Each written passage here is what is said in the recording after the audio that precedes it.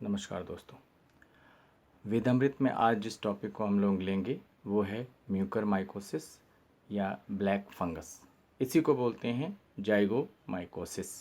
आजकल ये बहुत ही एक बड़ी बीमारी के तौर पर उभर रहा है। एक्चुअली ये ग्रुप ऑफ मोल्ड है, ये एक फंगस है।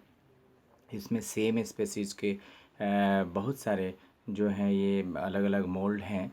तो एक्चुअली होता क्या है कि ये जो हमारा वातावरण है इसमें डेली कई सारे बैक्टीरिया और फंगाई होते हैं और इसमें हमारे अंदर ये सांस के थ्रू आ जाते हैं और कई प्रकार के इन्फेक्शन क्रिएट करते हैं। हमारी बॉडी उनसे लड़ती है और हमारी इम्यून सिस्टम उससे हमारा बचाव करता है। लेकिन जब ये जो होते हैं ये एक अपॉर्चुनिस्टिक इन्फेक्शन इनको कहा जाता है, यानी एक अवसरवाद जो इन्फेक्शन हमारी बॉडी में क्रिएट करते हैं जब हमारी बॉडी की इम्यून सिस्टम लो हो जाती है। तो ये उन लोगों में ज़्यादा होता है ये ब्लैक फंगस का ख़तरा जिनकी इम्यून सिस्टम कम है, यानी कि जो इम्यूनो कम्प्रोमाइज पेशेंट हैं, ख़ास करके जो ट्यूबरकुलोसिस के हैं या डायबिटीज़ के हैं, कैंसर के हैं, या जिनका ऑर्गन ट्रांसप्लांट हुआ है, या किसी लंबी बीमारी से जो ग्रसित हैं, HIV, एड्स, इनके मरीजों को ये ज़्यादा होता है। ये हमारे वातावरण में इनके स्पोर्स होते हैं, जैसे सीड होते हैं उस तरह के बीजों की तरह, तो इनके भी स्पोर्स होते हैं और वो थ्रू रेस्पिरेशन हमारे नाक के थ्रू जाते हैं अंदर और अलग अलग ऑर्गन को इफ़ेक्ट करते हैं। तो इनके अलग अलग जो होते हैं वो ग्रुप जो हैं वो इनका क्लासिफिकेशन किया गया है। तो अलग अलग टाइप हैं, जिसमें पहला है हमारा राइनोसेरिब्रल, यानी कि ये हमारा नाक के थ्रू स्पोर अंदर जाते हैं और वहाँ से फिर ये या तो हमारे साइनसेस को ये इन्फेक्ट करते हैं और या तो हमारे ये ब्रेन में जाते हैं और फिर कई बार हमारा ये साइनसेस स्वेल हो जाता है या एक साइड फेशियल स्वेलिंग या फिर आँख इनको इफ़ेक्ट करते हैं। दूसरा क्यूटेनियस, यानी कि चमड़े में अगर कहीं आपको जल जाता है, कट जाता है, तो वहाँ इसके स्पोर जो है वो इसको इफ़ेक्ट करते हैं।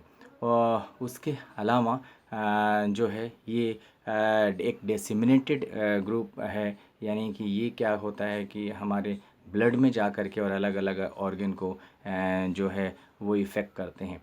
पल्मोनरी जो है वो ऐसे पेशेंट में ज़्यादा होती है जो कैंसर के हैं या जिनका ऑर्गन ट्रांसप्लांट हुआ है, तो वहाँ ये जा कर के लंग्स को इफ़ेक्ट करते हैं। यानी कुल मिलाकर ये स्पोर बॉडी में ब्लड के थ्रू या रेस्पिरेशन के थ्रू जहाँ जहाँ जाएंगे वहाँ वहाँ ये ऑर्गन को इफ़ेक्ट करते हैं। इसका जो मोर्टेलिटी रेट है वो थोड़ा सा ज़्यादा है, यानी कि ये बहुत तेज़ी से फैलता है और फिर बहुत ही हानिकारक होता है। तो इसकी ट्रीटमेंट जो है वो एग्रेसिव करनी चाहिए। इसके जो साइन हैं, सिम्टम्स हैं, वो हैं कि इसको पहले ये साइनसेस हैं, ये जो होता है वो फिल हो जाते हैं, यहाँ इसके स्पोर होते हैं, तो ये स्वेल हो जाएगा। फेशियल स्वेलिंग है, कई बार फेशियल स्वेलिंग एक तरफ होगी यानी यूनिलेटरल होगी, या आँख जो है उसमें स्वेलिंग हो जाती है, विजन आपका कम हो जाता है, वॉमिटिंग, नौशिया या सर में दर्द, इस तरह की तकलीफ़ें हैं।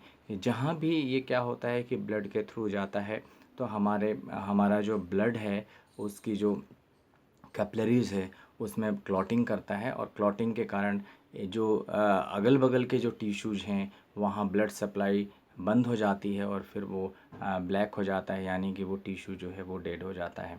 तो ये ब्लैक फंगस आप देखते होंगे, जैसे हम ब्रेड वगैरह रख दें उसके अंदर जो फफूंदे जम जाते हैं, या जो ख़ास करके जो मार्शी लैंड है यानी कि गोबर मिट्टी, या दीवारों में भी जहाँ पर थोड़ा सा नमी रहती है वहाँ ये उग जाते हैं, ये जो ब्लैक ब्लैक होते हैं, यही है ये ब्लैक फंगस।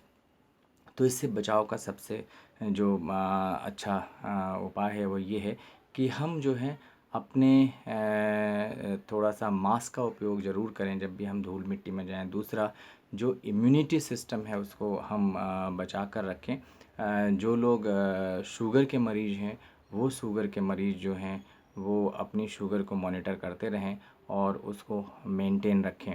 जो ड्रग है वो कॉर्टिकोस्टेरॉइड जो ड्रग आजकल कोविड में बहुत लिया जा रहा है, उसको बिना डॉक्टर की सलाह के जो है वो न लें, उसको निश्चित मात्रा में लें, डॉक्टर जैसा कहें वैसे ही लें, तो ये बहुत ही ज़रूरी है। तो कुल मिलाकर अपनी इम्यून सिस्टम को अगर हम बचा के रखें तो इस बीमारी से बच सकते हैं।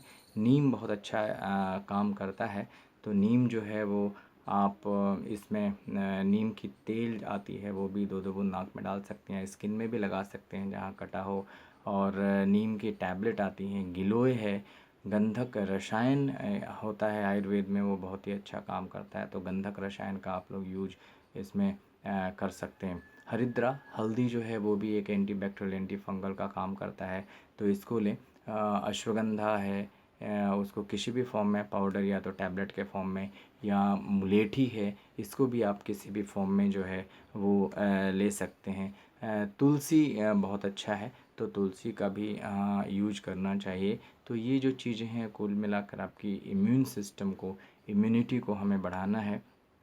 और ये जो अभी ब्लैक फंगस का जो ख़तरा हम देख रहे हैं, इससे हम अपना जो बचाव है वो कर सकते हैं निश्चित ही। तो इसको आप अपनी इम्यून सिस्टम के ऊपर ध्यान दें, आंवला वगैरह ज़रूर लें। और दूसरा, तनाव बिल्कुल नहीं लें। स्ट्रेस हमारी इम्यून सिस्टम को कम करता है।